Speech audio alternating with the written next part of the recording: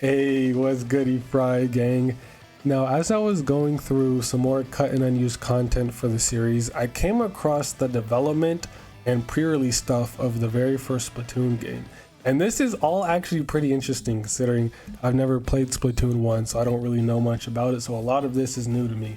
And I thought it was actually hella dope, so I wanted to just make a video about it and share it with y'all in case y'all didn't know. But around 2009 to 2011, according to conceptual art dates, concepts for a shooter game involving bunnies were created during the development of the Wii U. The developers wanted to go for a world based on street culture due to its contemporary design and due to its derivation from counterculture acting as a rebellion against the mainstream. Thus, the bunnies were apparently designed to be like that. Bunnies were originally conceptualized in Splatfest shirts representing teams before it was decided to give them gear. Here, this image is actually the first draft of conceptual art that was ever made, at least the earliest that we've been able to find. And this one here is a slightly later draft of a male and female bunny showing a simplified style. And it looks like the distinguishing qualities between the male and female is that the males have bigger, pointier tails, while the females have longer or smaller, rounder tails. But they also did concept art of the hub world, which interestingly shows the idea dating back to September 10th, 2009 in the second image. But as for the first image, Miiverse posts were originally text rather than drawings. They also had Miis displaying next to the message. The buildings appeared to be displaying in Japanese and English rather than the fictitious Inkling language. There's a road marking called My Room, which probably hints at a scrapped room customization feature. And Splatoon fans have been asking for this for a while. They've been asking for like our own apartment or room, kind of just like our own little hub area to customize. We kind of got a little taste of that with lockers in Splatoon 3, but nowhere near what people have actually been wanting. A slightly later revision showing the earliest layout of the plaza, but with semi-finalized buildings that would appear in slightly later concept art. It was also seemed to be the stage that bunnies could wear various types of gear. And now this one has gone through multiple changes before the final, obviously. Some of them being that the Kitsune and Tanuki statues were originally two lion dogs, which seemed to be gods. The shoe, shirt, and hat shops were all separate. All of them would be together in the final game. The box on the left says jump practice, implying that jumping was an element in battles. It's also likely an early version of the recon system. The supposed mechanic would probably be reworked into the Extreme Jump Battle Challenge introduced in version 4.0.0 of Splatoon 3. So they're pulling ideas all the way back from Splatoon 1 early development and putting them in Splatoon 3. I love the way that the developers reuse previously unused and forgotten stuff in the series in the newest games. It's so cool. And oddly enough, there's no headgear shop despite bunnies being shown wearing them in other concept art that we will see later on. And on the left seems to be a scrapped store near the train saying General Goods Store, and the cat in the middle of the plaza may be an early Judd.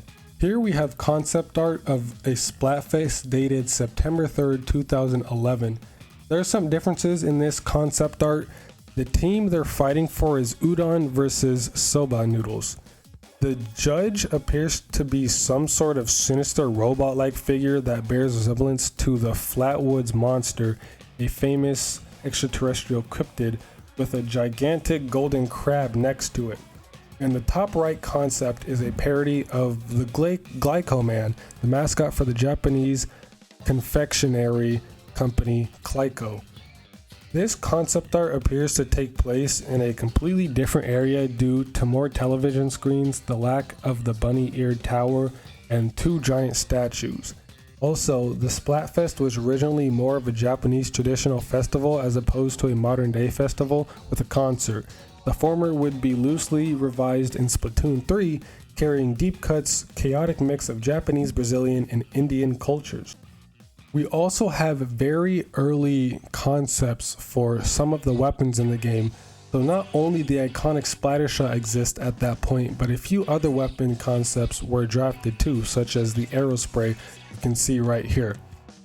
But after the Wii U's launch in 2012, in November of 2012, Nintendo's developmental team were tasked to create a new type of game not bound by existing genres.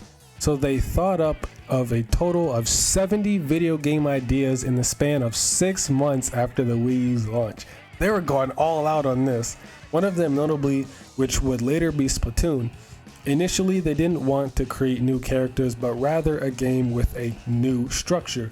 The developers stated that quite a few of the concepts made it into the final game, but that some of them were reworked into other video games. So as for this image here, this actually holds quite a bit of information. The image on the left showing the hexagonal panel spaces tucked in with the others bears a striking resemblance to the Desert Island Escape mode that was introduced in Animal Crossing Amiibo Festival. The bottom right image where a space-based panel is seen may have been reworked in the Super Mario 3D World's Captain Toad mode and eventually its spin-off game Captain Toad's Treasure Tracker. The picture of spacemen shooting enemies seems to be the closest idea to what became of Splatoon in the end, though it may have also been reworked in the Metroid Prime Federation Force. The concept also seems to have loosely reworked into the Salmon Run mode in Splatoon 2, while the aesthetics likely inspired that of Side Order from Splatoon 3. Fast forward a couple years and the very first prototype of Splatoon was created in late 2013, where it showed incredibly primitive blocks that were supposed to resemble plain tofu and sesame tofu, representing contrasting colors. The initial game was to play as them and shoot ink around a map to cover turf. They could not dive into ink and instead used the ink of their color to hide in. The tofu and ink were almost the same color, so the tofu essentially used the ink as camouflage. This prototype was also initially envisioned as an online game, which established the classic 4v4 online battles, causing the overall playability led to this tech demo being the biggest out of the biggest out of the many ideas. And we actually have some video footage of that, so I'm gonna play that for y'all right now. そこから生まれたのがスプラトゥーンの元となるアイデアです。The idea that formed the basis for Splatoon emerged from this process. 最初の施策は平面的なマップ上で、直方体のキャラクターを操作し白黒のインクを吹き出すシンプルなものでした。手っ取り早く直方体でキャラクターを作ったんですけども、私たちはこれを豆腐と呼んでいました。Our initial prototype was fairly simplistic. You would move a cube-shaped character around a flat map, shooting out white or black ink. We used cubes because they were easy to create and eventually ended up calling them blocks of tofu. しかしこの時点で複数台の Wii U を通信でつなぎチーム戦で地面を塗った面積で勝敗を決めるスプラトゥーンの遊びの基本はできていました。もちろん相手を攻撃してやっつけることもできます。Linking together multiple Wii U consoles allowed us to have team battles in which we'd compete to cover the most area with our own team's ink, and that became the core of Splatoon's gameplay. Of course, you can also attack and defeat your opponents. So it's actually really cool just to see how primitive Splatoon used to be and just seeing the difference between how it is now and even the very, very earliest prototypes of it. It's really come a long way. But unfortunately, this wouldn't last long, as tofu blocks didn't seem to be a good idea with developers, so they wanted to go for a more humanoid character, which were experimented using a basic polygonal base. The transition to humanoid characters caused a bit of a stir within the team, however, because it destroyed the point of hiding concept due to the tofu being able to blend in with the environment in comparison to human figures. They went with a top-down view in the end, where inking walls would not count towards the amount of turf inked, unlike the tech demo. For several pieces of concept art, it came down to bunnies and human-like characters. It also showed early elements of what would form the basis of the game, such as how weapons are operated and how they hid under the ink. At this point in development, they went with a completely new character, which were initially bunnies. They were chosen due to their black and white color scheme, so it would be easy to see if they were inked, and ears so they could be seen facing directions they moved, when viewed from top down. They thought it was a better option than the tofu blocks. Interestingly, the prototype rabbit in the blue image is wearing a shirt that says udon in Japanese, whereas Splatfests may have been considered early in development. They also made concept art of the hub world and what would eventually be Splatfests. The hub world shows many unseen concepts that would be changed or reworked in the final. Judd appears to look more like a Rakugo-style judge rather than a regular instructor, the only design that made it to the final. The blue bird holding a t-shirt on the left was likely reworked into Jalonzo, and the Tanuki wearing a wielding mask next to the blue bird is probably an early version of Sheldon, except with a motif of forging weapons rather than running an army surplus in the final version of the game. The alligator on the right is either an early version of Krusty Sean or Annie. The old dog-like creature is likely Captain Cuttlefish. Interestingly, on the television screen is a frog as a news anchor rather than the Squid Sisters in the final. It's possible that they weren't completely conceptualized yet, and the Tanuki and Kitsune statues remained in the final game. I also have a collection of screenshots here from a slideshow on display at the London V&A Museum, described as an evolution of level and environmental design. The layout appears to bear resemblance to that of the Urchin Underpass, and the build that shows the placeholder bunny models. So I'm going to do a quick little slideshow of those right here.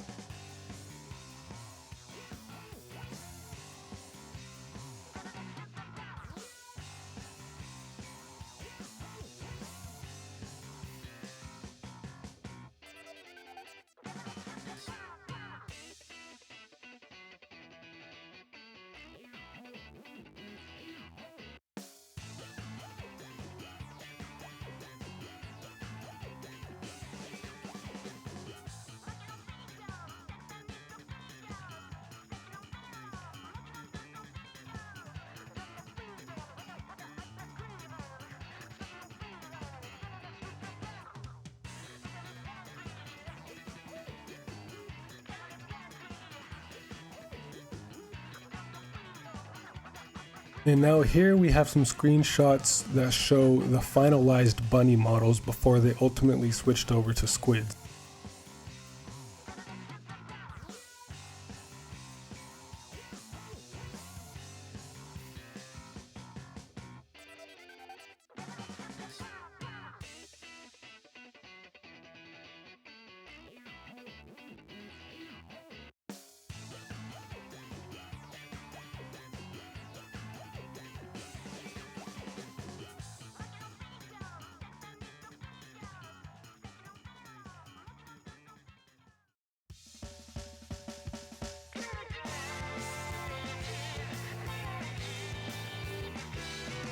Some concept art was drawn up for the general idea of the setting, which were shown in Famitsu. Later on, the bunnies were developed to wear gear, use weapons, and hide into ink, which would form the basis of the final game. In order to go with the game's refined urban and street culture worldview, the font had to be designed specifically for that setting, and we have two screenshots here. And though the two images have examples of font tests before the finalized one was used, the images have noticeable differences in them. The overall splat aesthetic of the graphic design was more clay-like, and oddly, despite the game being developed for the Wii U, a spot pass feature is mentioned, which isn't included within the console since we know that is only a 3DS thing. So imagine Splatoon on 3DS. I don't know how well that would run, but it would be a very interesting idea. And the second image shows yet another unfinished testing area, and the first image appears to be a modified version of the test battlefield in an early screenshot. Early drafts of the iconic Splatoon font were designed. Tachibana couldn't find a font that matched the aesthetic of the game, so he designed his own. He described the English font as thick like a sports brand, while the Japanese font was described as organic lines flowing like liquid. Next up was the UI, which took inspiration from the font. He used keywords like squids in sports, which gave way to certain keywords of designing the menus, and we can start to see the first instance of squids squids coming into play here. And notably, the second image here appears to show the orange versus blue turf war, which would be used during the development phase and which would be the iconic colors of Splatoon 1. Not too long after, around early 2014, when a build of the game with bunnies was shown internally to sales and advertising staff within the company, the overall reception was mixed. One notable question was why bunnies used ink, which didn't add to the appeal of the character. It was also because developers noticed that it would be easier to see ink on bunnies due to their color contrasting a bit too much with the ink, so they decided to change up the characters as a result. In the image on the right, the holding animation for the brush is reused from the splatter shot, likely as a placeholder. And interestingly enough, a recording was made during development at Nintendo that involved Shigeru Miyamoto play testing the game. A brief clip of the footage was shown in an official video promoting the V&A Museum. It was recorded in 2014 and approximately 20 minutes of footage was shown at the exhibition, so I'm going to show you the little clip of it here now, at least of the Splatoon prototype.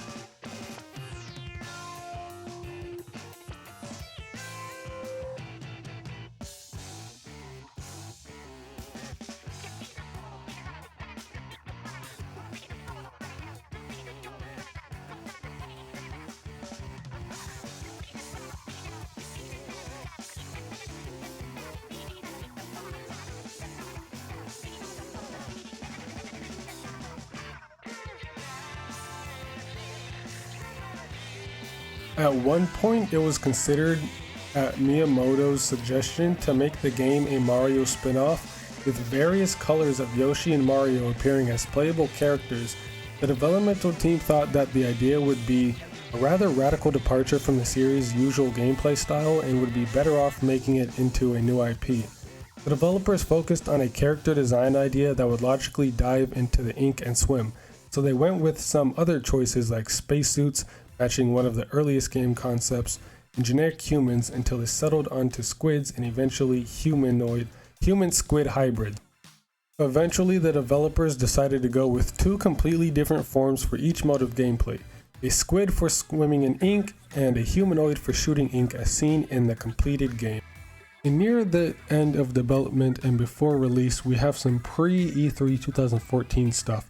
Here we have some early designs for icons for the abilities of this game, and many of the icons appear to be in a rough state, and even one of them being removed. Here we can see the heart.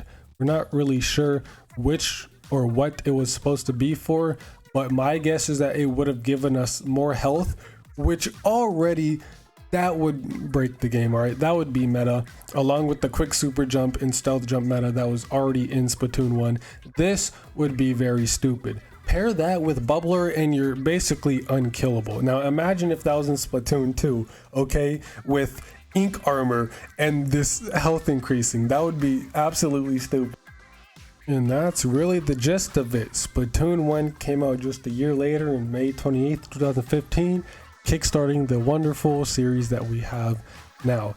Nintendo took a risk on a brand new IP for their brand new console, and thankfully it paid off, and now here we are with 3 whole games, with 2 of them having DLC and hopefully a 4th on the way sometime in the future.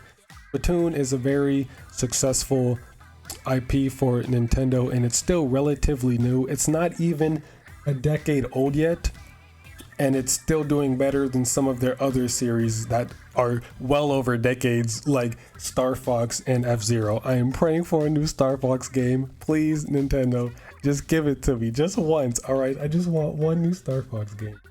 But Splatoon really did kind of blow up and become a big hitter for Nintendo. They took a risk and it paid off. But yeah, that's really it for the Splatoon 1 development cycle, at least as far as I was able to find. I love looking at pre-release and prototype stuff for a lot of series because it's just so cool to see how much stuff has changed between the final version and its very earliest moments. So we went from tofu blocks to this insane series right here. So I really like looking into the development. So if I find some more stuff, maybe like the development of Splatoon 2 or 3, then I'm definitely going over that as well. I will be continuing the cut and unused content I still have a lot of stuff to do for Splatoon 2, and I haven't even touched Splatoon 1 yet. So I got a lot of content coming. Hopefully y'all like this video, because I actually like making these types of videos a lot, at least for like the development. So if there's any more, I will keep y'all updated. So that's really about it. So see you next mission and play some goddamn Splatty.